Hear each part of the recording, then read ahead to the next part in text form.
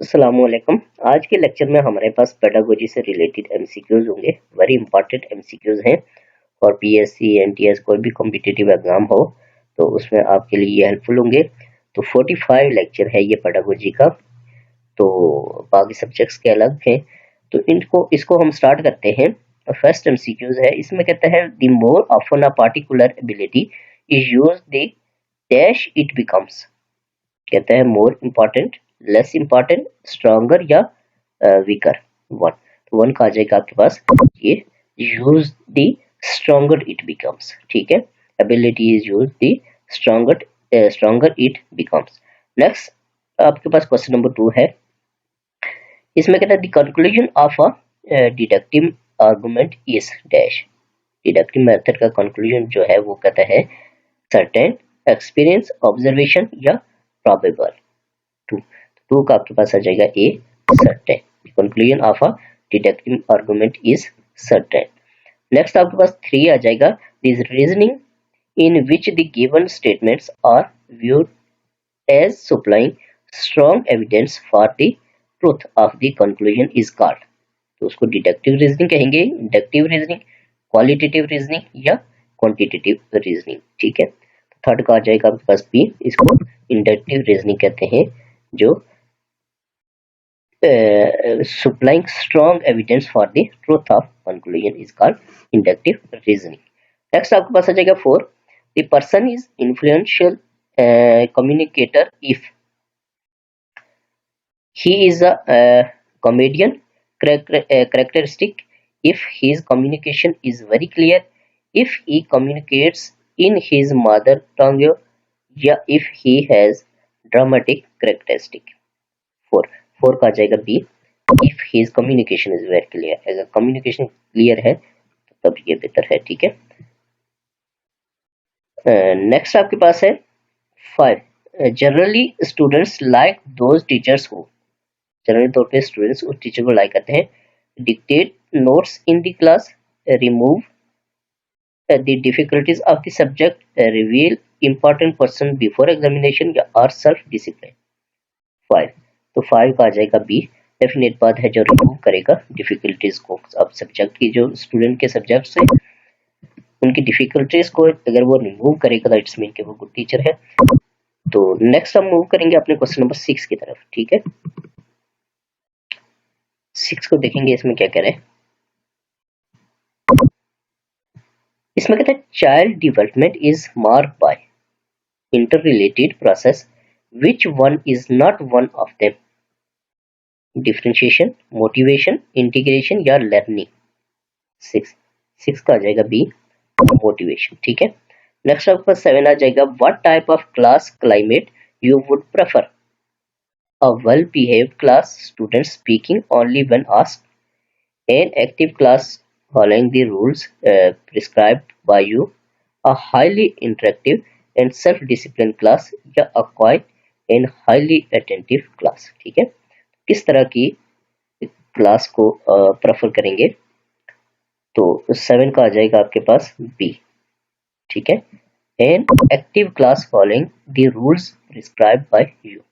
Next आपके पास है 8, developing new rules and principles on the basis of given facts and information in memory level is called association, generalisation, application या assimilation. 8 का आ जाएगा आपके पास बी,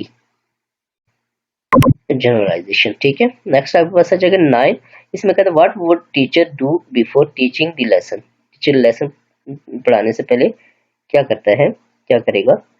तो कहता है he should tell the answer of the lesson first, lesson should be ready by a student, he should point out the meaning of difficult words of the lesson first, he should tell the main objective of the lesson। Definite बात है वो lesson के बारे में main objective बताएगा कि ये हम क्यों पढ़ रहे हैं, इसका क्या मतलब है। तो डी आ जाएगा। ठीक है, नेक्स्ट आपके पास क्वेश्चन नंबर 10 है। 10 में कहता है which of the following is not the part of educational technology. इनमें से कौन सा एजुकेशनल टेक्नोलॉजी का पार्ट नहीं है। Use of motivation techniques in the class, construction of measuring instruments for evaluation of instructional outcomes, comparison of performance of two different classes or school, selection of suitable teaching strategy. 10 10 का आ जाएगा आपके पास C, comparison of performance of two different classes और schools, ठीक है, is not the part of education technology. Next 11 है, which of the following purposes is served by lesson plan? Psychological teaching is possible, suitable learning environment can be created in the class, या a teacher can stick to his content, या all of the above, ठीक है। 11 तो definite बात है ये सारी चीजें ही हैं, तो all of the above आ जाएगा। नेक्स्ट आपके पास 12 आ जाएगा, which of the following strategies is most suitable for introducing a lesson? Demonstration method, questioning, narration या लेक्चर, ठीक है। 12 का आ जाएगा बी, क्वेश्चनिंग जो है ये best strategy is most suitable for introducing a lesson, lesson के इंट्रोड्यूसिंग के लिए questioning very is most suitable है। नेक्स्ट 13 है, purpose of evaluative phase of teaching is to know what extent objectives are realized, to know the shortcoming of the teacher, to know the effectiveness of strategies, all of the above। 13 का आपके पास आ जाएगा D, ये सारे इसमें आते हैं, ठीक है। नेक्स्ट आपके पास आ जाएगा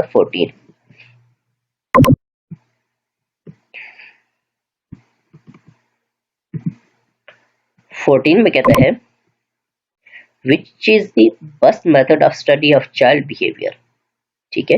इंस्पेक्शन मेथड है, इंटरव्यू मेथड है, प्रैक्टिकल मेथड है, या पर्सनल स्टडी मेथड है। 14 का आ जाएगा आपके पास D, personal study method is the best method of study of child behaviour, ठीक है।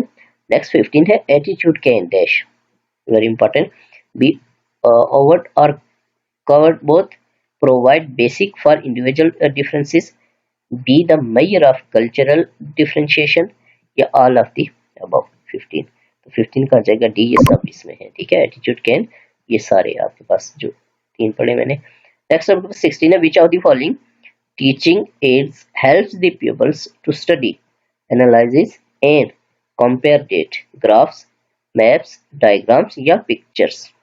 16 तो 16 का आ जाएगा ए, ग्राफ्स, ठीक है। Graphs is the teaching aids helps the peoples to study, analysis and compare data, ठीक है। नेक्स्ट आपके पास 17 है, evaluation approach of lesson planning is criticised on the ground that no effort is made to integrate different teaching points, it is highly structured where teacher dominates over pupils, it does not take individual difference of pupils into account, all of the above। 17 का जगह ये सब इसमें आते हैं, ठीक है। evaluation approach of lesson planning is criticized on the ground that, ये सारे इसमें आते हैं, ठीक है। नेक्स्ट आपके पास आ जाएगा 18 question.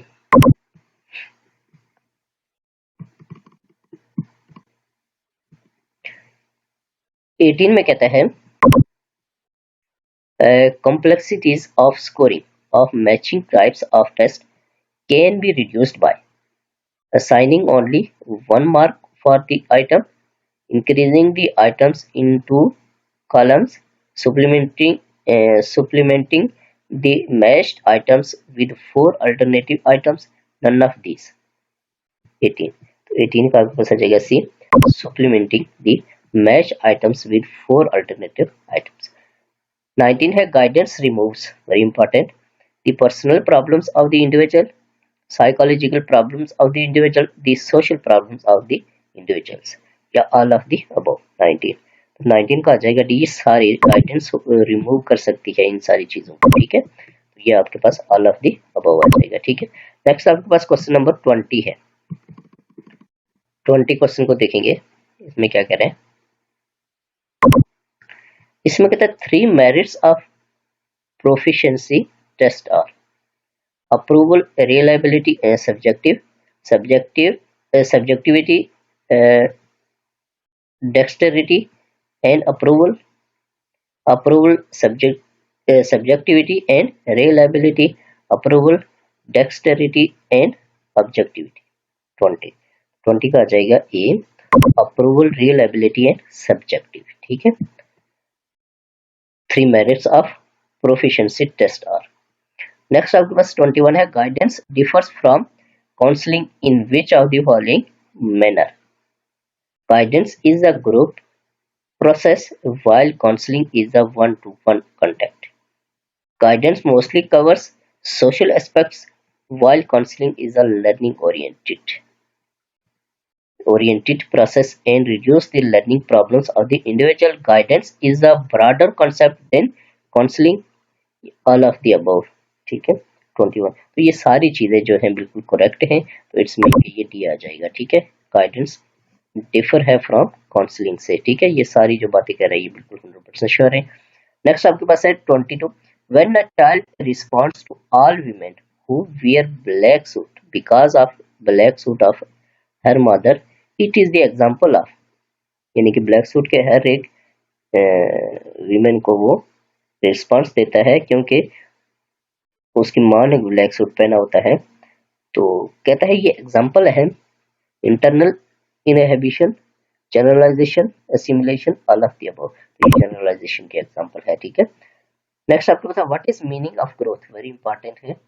Change related to measurement, change related to result, both A and B या नन ऑफ दिस।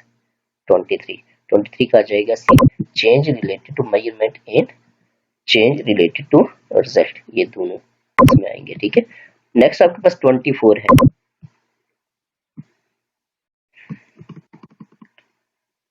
24 में कहता है the able teacher is one who, काबिल टीचर होगा, inculcates the interest in the subject among students, helps all the students in passing the examination, engage the students in their work या maintain peace in the class। 24 देखिए, able teacher वही होगा जो engage करेगा बच्चों को किसमें, इन देयर वर्क में। अगर बच्चों को वर्क में एंगेज कर लेते तो ये सारी चीजें खुद ब खुद अचीव हो जाती हैं। ठीक है, नेक्स्ट 25 है, basic education mean. Basic education का क्या मतलब है, system of education, poor learning, basic of any learning, minimum learning, बहुत इंपॉर्टेंट है। तो basic education mean basic of any learning. ठीक है, नेक्स्ट आपके पास है 26, a teacher must check his own unruly behavior because principal will take action, students will not like it, parents will complain, he is dealing with imprisonable age। 26, तो 26 का आपके पास आ जाएगा D, he is dealing with imprisonable age। ठीक है, तो next आपके पास 27 है, when students begin learning with an activity designed to lead them to particular concepts of conclusions, the method of teaching is called dash, analytical teaching, discovery teaching, invention teaching या none of these। 27 का आपके पास आ जाएगा B, discovery teaching में आएगा ये। Next आपके पास 28 है। 28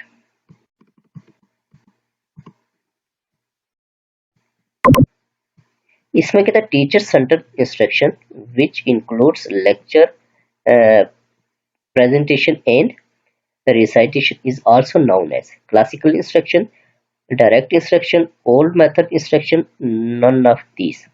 28 का आ जाएगा बी, ये डेफिनेट बात है, ये सारी डायरेक्ट इंस्ट्रक्शन भी है। ठीक है, तो डायरेक्ट इंस्ट्रक्शन में आता है क्योंकि जब लेक्चर देगा ये प्रेजेंटेशन तो डायरेक्ट इंस्ट्रक्शन ही होगी। नेक्स्ट 29 है, dash is an approach whereby a teacher or counselor poses questions to the student to allow them to explore ideas that may be complex or emotionally difficult, facilitate questioning, critical questioning, explanatory questioning, या आपके पास none of these, या इनमें से कोई भी questioning है। 29 का आ जाएगा ए, फैसिलिटेट क्वेश्चनिंग। 30 है, free writing used as a timed activity to stimulate the flow of ideas and words, talk, discussion, letters of the alphabet। 30 तो 30 का आ जाएगा ए, आइडियाज एंड वर्क। नेक्स्ट आपके पास आ जाएगा 31, a dash is any, a dash is any activity that occurs outside the classroom for the purpose of providing hands-on experience with objects or people that only occur in certain places। Field work है, field observation, field walk में या field trips में। 31, तो 31 का आपके पास आ जाएगा डी, ये फील्ड ट्रिप्स में है। ठीक है, a field trip is any activity that occurs outside the classroom for the purpose of providing hands-on experience with objects or people that only occur in the certain places। Next आपके पास 32 आ जाएगा।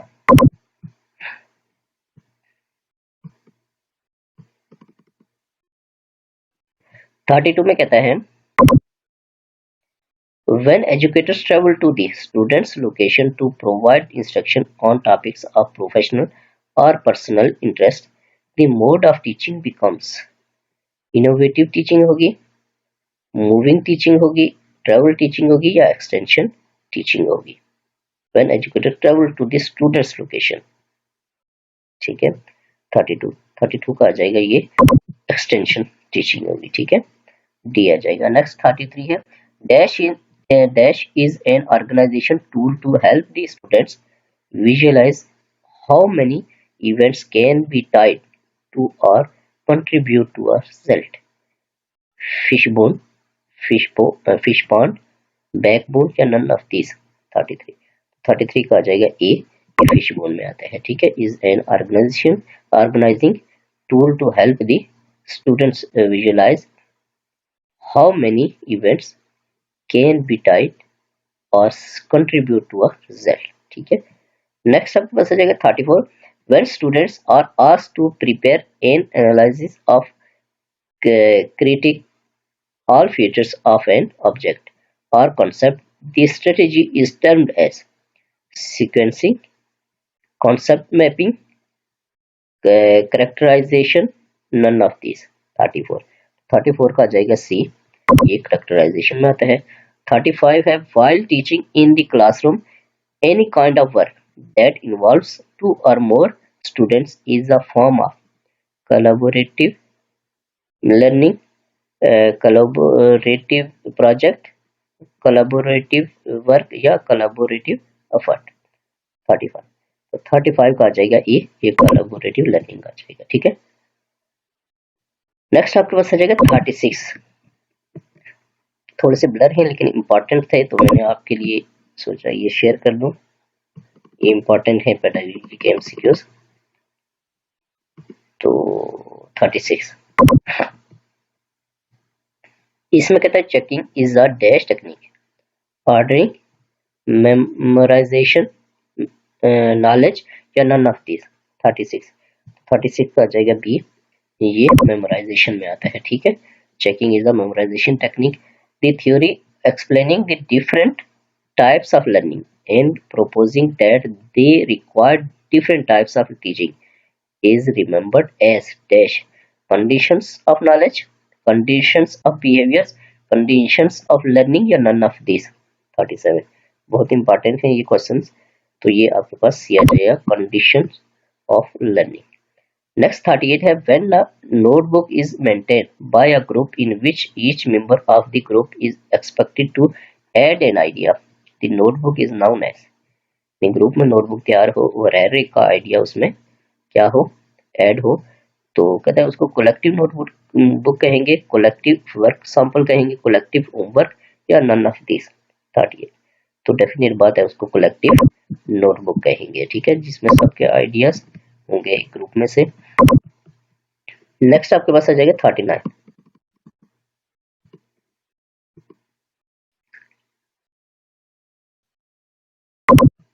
39, में कहता है circles of learning were formulated by Rogers, David Johnson, Roger and David Johnson या none of these।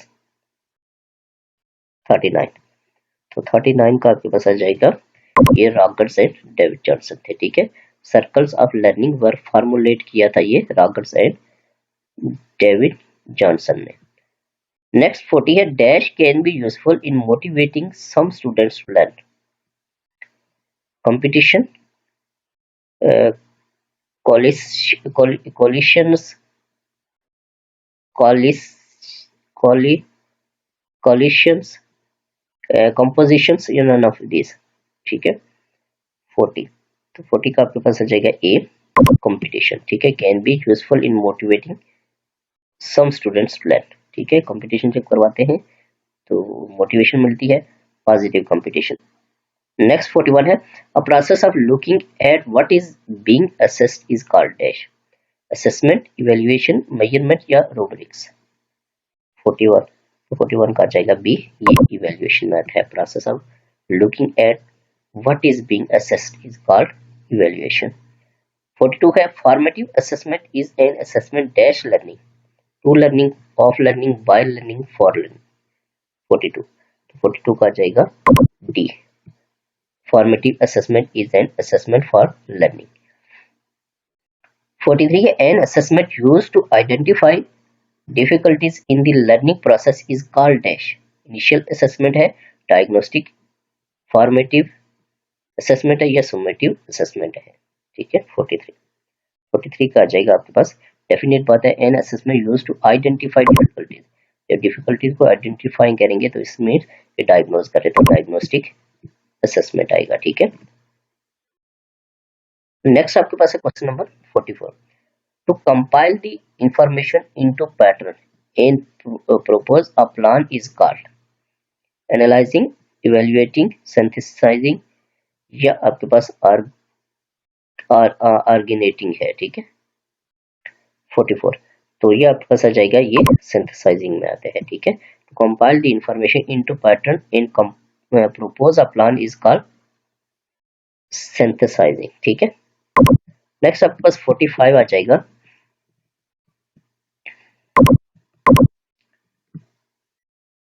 Forty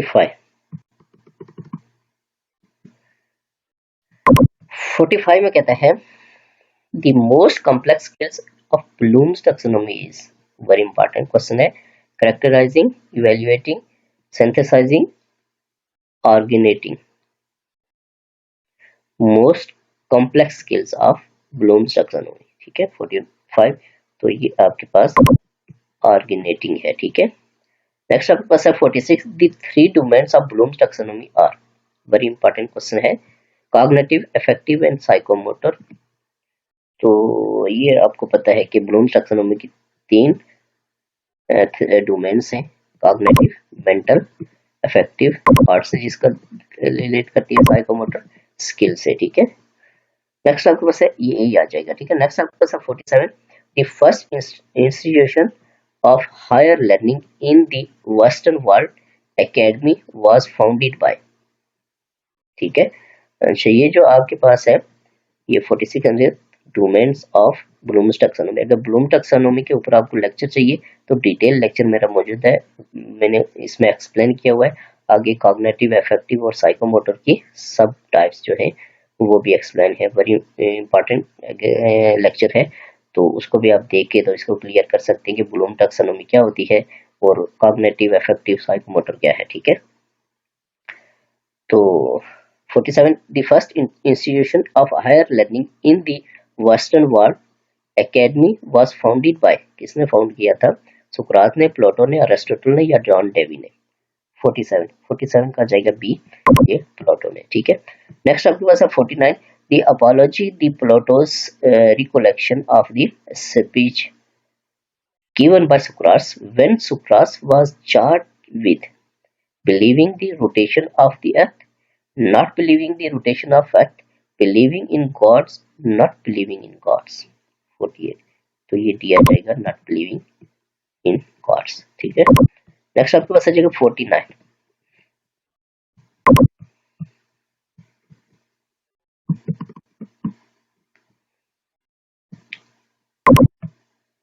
49 में कहता है which from the following is not an information informal assessment। Formal assessment होती है, इनफॉर्मल, नॉन फॉर्मल असेसमेंट। तो कहता है which from the following is not an informal assessment, observation, project, rubrics या participation. 49। तो ये आपके पास प्रोजेक्ट जो है is not an informal assessment. Next आपके पास आ जाएगा 50, a student having scientific attitude, very important, becomes courageous, gets good jobs, studies systematically, thinks rationally। 50 का आ जाएगा D, thinks rationally. Students having scientific attitude इसमें थिंक्स रैशनली होगा, ठीक है। तो ये आज के लेक्चर में हमारे पास 50 तक एमसीक्यूज हैं। तो नेक्स्ट लेक्चर में ये मैं 100 तक कंप्लीट करूंगा। बहुत इंपॉर्टेंट क्वेश्चन है ये, ठीक है। तो ये पेडागोजी का 45 लेक्चर था। अगर आपने पीएससी और एनटीएस की तैयारी करनी है बहुत अच्छी तरह से, तो ये 45 लेक्चर आपने लाजमी सुनने हैं सारे, ठीक है। और इसके अलावा जो प्रीवियस पेपर्स मैंने अपलोड किए हुए हैं उनको भी आपने सुनना है। तो बाकी अगर आप किसी स्पेसिफिक लेक्चर की तैयारी कर रहे हैं, इस्लामिक स्टडी है या आपके पास कोई एजुकेशन है या कोई भी है, तो फिर उसके लाजमी सारे सुन के जाएं, ठीक है। तो नेक्स्ट लेक्चर के साथ हाजिर होऊंगा।